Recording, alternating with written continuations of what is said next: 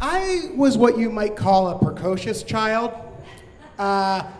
When I was 18 months old, I changed my own diaper at daycare and just handed the used one to the teacher. I stripped off all my clothes when I was 2 years old at Howard Johnson's and ran around jumping on tables, got us kicked out for 6 months. When I was diagnosed with diabetes, I stole all the toys out of like the children's play area at the hospital.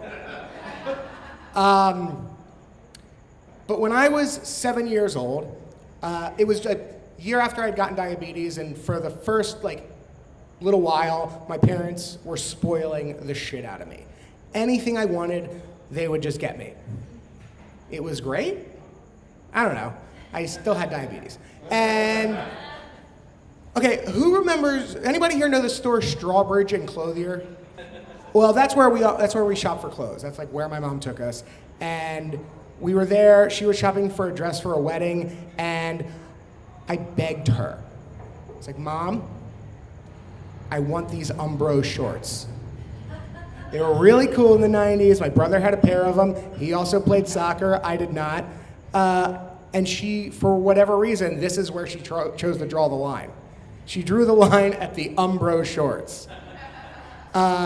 So I was like, damn, I was so mad. And I just started playing around, and she was busy looking at dresses, and I just walked out the front door.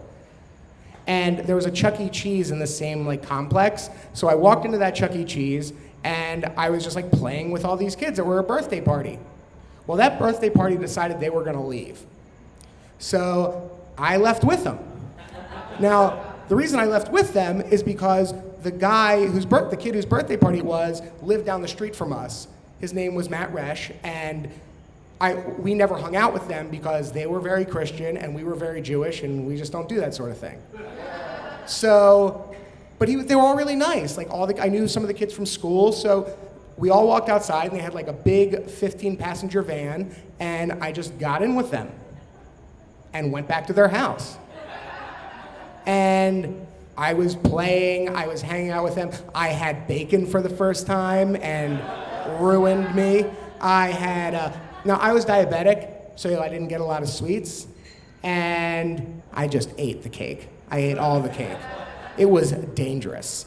And then the party started to die down, and all the kids were getting picked up, and Linda Resch said, she knew who I was. She was like, Jeffrey, is your mom coming? And I said, oh, she's out doing something. She'll be here later. And she was like, oh, do you just want me to walk to your house? I was like, no one's home. I did not want to go back. For whatever reason, I was super pissed at my mom about a pair of Umbro shorts.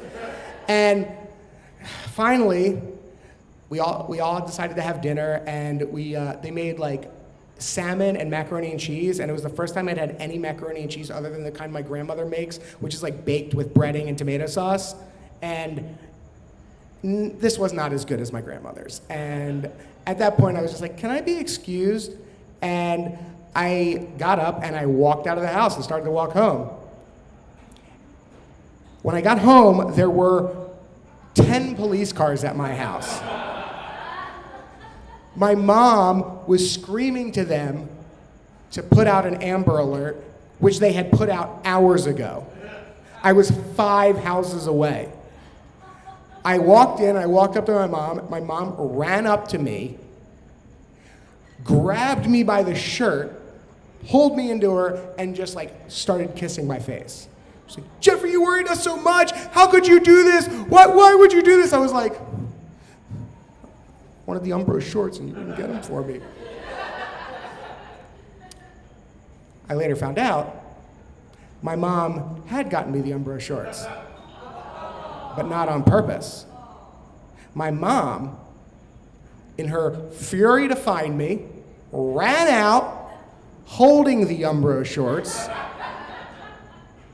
and we never gave them back.